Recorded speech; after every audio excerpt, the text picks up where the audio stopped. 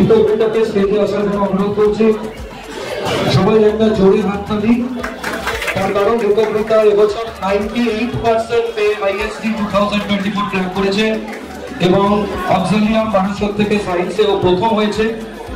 ওর হাতে সার্টিফিকেট এবং ড্রিমসের টপারের মেমেন্টো তুলে দিচ্ছে ভাস্কর স্যার।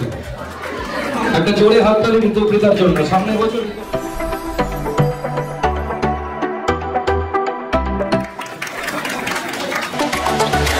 ঋতুপৃতাকে ড্রিমস নিয়ে কিছু বলার জন্য অনুরোধ করছি।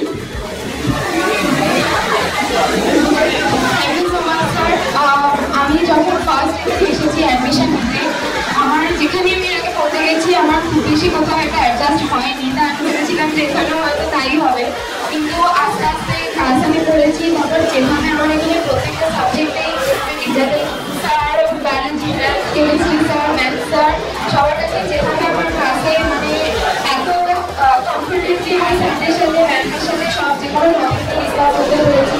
এবং যখন আমার প্রবলেম হয়েছে যে কোনো সময় স্যার ম্যামরা সবসময় অ্যাভেলেবল ছিলেন না, সেটার জন্য আই থিঙ্ক পুরো ক্রেডিটটাই দিতেই চাই। So thank you.